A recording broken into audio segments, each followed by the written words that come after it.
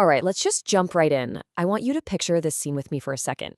It's late. The house is completely silent. You're sitting at your desk, just staring at a textbook under that one lamp. You've been looking at the same math problem for, 20 minutes now, and you haven't written a single thing down. You know that feeling, right? It starts as this tight, cold knot in your stomach.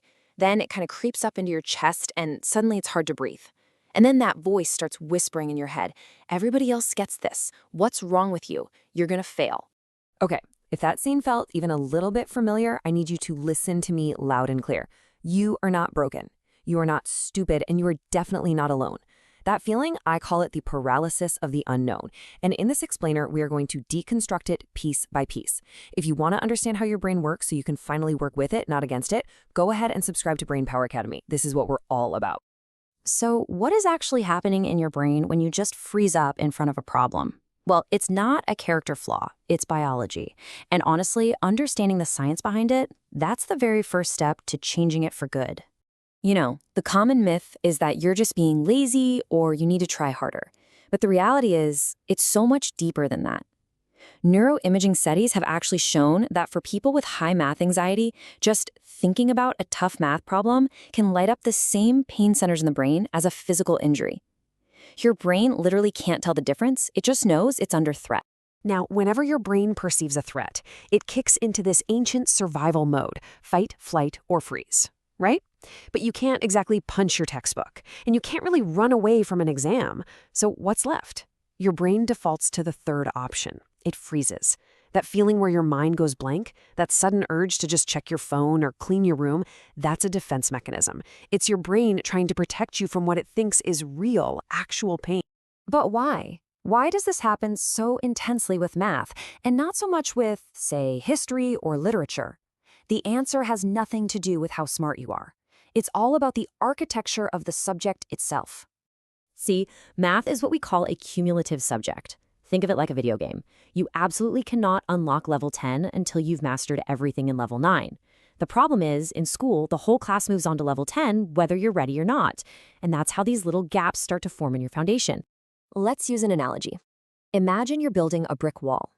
In first grade, you lay a perfect, solid foundation of arithmetic. Awesome. But maybe in 5th grade, you got sick for a week and you missed a key concept about fractions. That's like a few missing bricks in your wall. Now, fast forward to high school. You're trying to build calculus on top of that wall, and the whole thing just feels shaky and unstable. You're not bad at algebra. You're trying to perform algebra on a wobbly foundation. Okay, so we've diagnosed the problem. It's not a broken brain. It's a wobbly wall. Now, I want to prove to you that your brain is not the enemy here. In fact, it's an amazing pattern detection machine. We just have to take the pressure off. So, let's try a quick puzzle together. Don't worry, there's no grade, no timer, no judgment. Just look at this sequence of numbers and let your brain's natural curiosity do its thing. What's the pattern? So the sequence is 1, 1, 2, 3, 5, 8, 13. What comes next? Just take a second. Let your mind play with it, no pressure. The answer is 21. This is the famous Fibonacci sequence. Each number is just the sum of the two that came right before it. See? 8 plus 13 is 21. For a moment there, you weren't feeling anxiety, were you? You were just solving a puzzle. Your brain was engaged, it was curious, it was in its element. That was all about pattern recognition. Now, let's prove another amazing quality of math, its perfect reliability. Just follow these steps with me. First, pick any number between 1 and 10. You got it? Okay, now multiply that number by 2. Add 10 to whatever you have. Next, divide that new number by 2. And for the last step, subtract the original number you started with. The number you're thinking of right now is 5. I bet it is. It doesn't matter what number you started with, the answer is always 5. This just goes to show that math isn't some chaotic, unpredictable monster. It's a totally trustworthy system with rules that work every single time. But only when you understand how it works, not just what you're supposed to memorize. So, how do we bring that fun, puzzle-solving feeling back to that desk at 11 p.m.? We have to completely change our objective.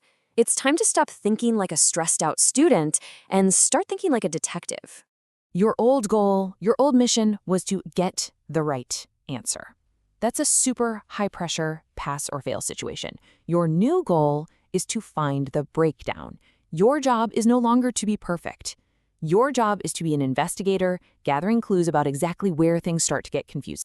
That moment when you get stuck on a problem, that exact point of confusion is not a failure. It is gold. It is the crucial piece of information you need. Instead of saying, ugh, I don't get any of this, you can now say, okay, I understand everything up until the part where we have to isolate the variable. Now that is a solvable problem. You've just found the missing brick. And this shift, it changes more than just your strategy. It changes your identity.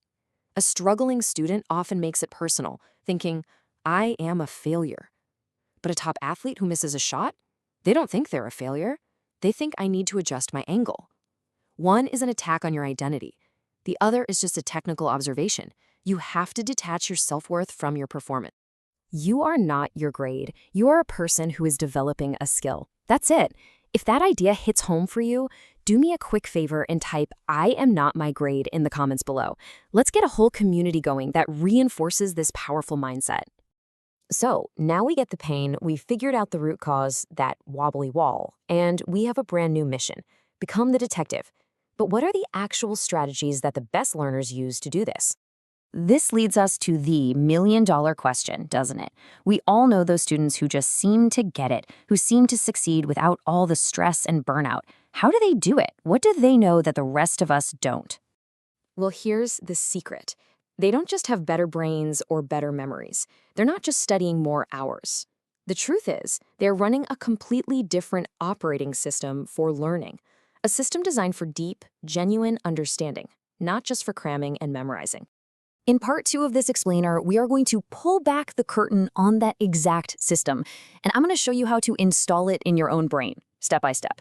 So make sure you're subscribed to Brainpower Academy with notifications turned on, because trust me, you are not going to want to miss this upgrade. I'll see you then. Welcome back to Brainpower Academy, everyone. This is part 2 of our deep dive into how to truly understand math, or really any complex subject. In our last explainer, we talked about how learning is like building a wall. Well, today, we're going to take a wrecking ball to the old, broken-down methods that left that wall so shaky in the first place. So just as a quick refresher, we established that a lot of us are walking around with these really shaky foundations of knowledge. And to fix that, we first have to tear down the bad habits that built them. I learned this lesson the hard way, on a day that honestly felt like one of the worst of my life. Yeah, 42. That was the number staring back at me from the top of my pre-calculus test, circled in bright red ink. I just remember sitting in my car in the school parking lot, staring at it, and feeling nothing. It wasn't just a bad grade. It felt like a final verdict on my intelligence. I was completely lost. And that's honestly how deep it felt. It wasn't just, oh, I should have studied more. No, this felt fundamental, like my brain just wasn't built for numbers. So, you know what I did? I built a story, a coping mechanism. I started telling myself, oh, I'm an English person, or I'm just more of a creative type. It was way easier than admitting I was failing. But then, a single conversation changed everything. I went to my friend Alex, one of those people who just seemed to coast through every test, barely breaking a sweat. And I asked him, and I was genuinely desperate, how do you do it? How do you memorize dozens and dozens of these things and actually keep them all straight? And that was it. That was the lightning bolt. He looked at me, totally confused by my question, and said this. See, the top students, they don't memorize. They understand something so deeply that they can just rebuild it from scratch whenever they need it. They aren't carrying around a big bag of facts, they're carrying a toolkit. This right here, this analogy says it all. Forgetting a formula on a test isn't a memory failure, it's a design failure. Relying on pure memorization is like trying to carry 100 loose bricks in your arms.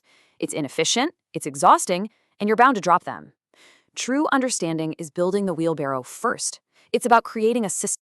Think about it this way. Try to memorize that string of letters on the left. It's nearly impossible, right? Your brain has nothing to hold on to. But the sentence on the right? Effortless. You've already got it. And why is that?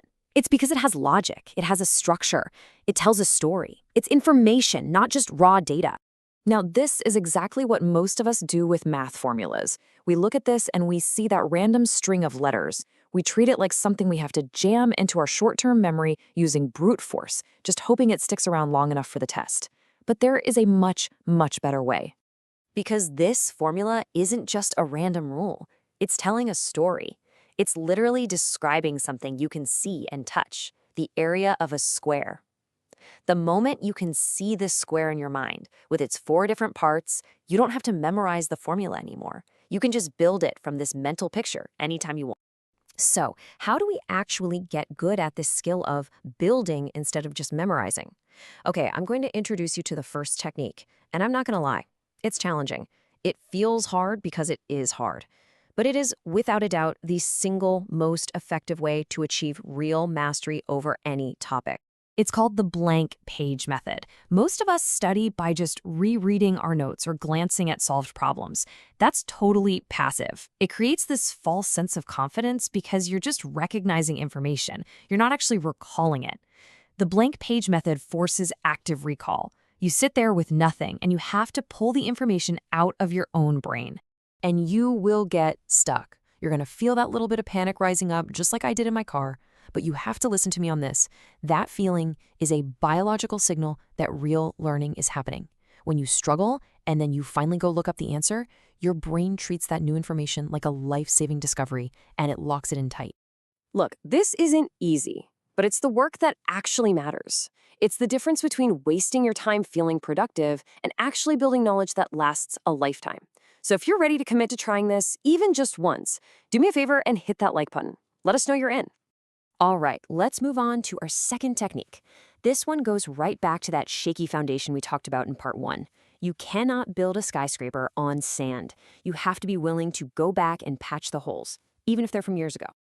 And this is where your ego can be your absolute worst enemy.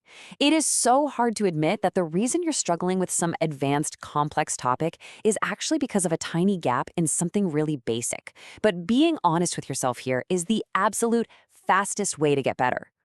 So the strategy is simple. Trace every problem back to its absolute root cause. When you find a gap, you have to swallow your pride, go to a resource like Khan Academy, and watch the video on fractions that was designed for a middle schooler. Patch that hole properly. You'll be amazed at how the bigger, more complex ideas suddenly become so much clearer. Okay, so let's put this new mindset into action. Let's talk about how to apply this building and visualizing approach to one of the most feared creatures in all of mathematics, the word problem. Here it is, the secret. Stop trying to translate English into the language of math inside your head. Your brain isn't wired for abstract algebra. It's a hunter-gatherer brain wired for spatial reasoning. So use that. Always, always, always start by drawing a simple picture of what's happening. Just look at this transformation. When a problem says a ladder is leaning against a wall, your brain might panic and start thinking about variables and equations. Don't. Just draw it. Draw the wall, draw the ground, draw the ladder. And what do you have? All of a sudden, that confusing word problem is gone, and you're just left with a simple triangle, and your brain knows exactly what to do with that. And now we get to the big one, the objection I hear all the time. This is great and all, but I'm not going to be an engineer. When am I ever going to need this stuff in my actual life? And you know what? It's a fair question. Because you're right, you probably won't use that specific formula, but you're completely missing the point. The goal of this isn't to turn you into a human calculator. The goal of struggling through these hard problems is to train your brain how to think. It teaches you how to face something that feels impossible, break it down, and solve it logically.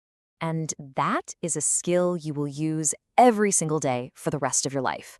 Whether you're navigating a career change, fixing something that's broken in your house, or managing a crisis, it all uses the exact same mental muscle.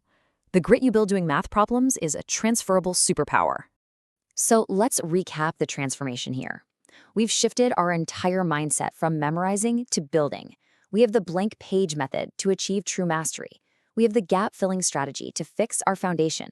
We know how to turn scary problems into simple pictures. And most importantly, we now know that the real prize isn't the answer on the page, but the resilience we build along the way. So you see, the problem was never you. It was just the approach. Now you have the tools. If this explainer helped you, please share it with someone you know who's also struggling. And let me know in the comments, what is the first concept you're going to master with a blank sheet of paper? Now, go start building.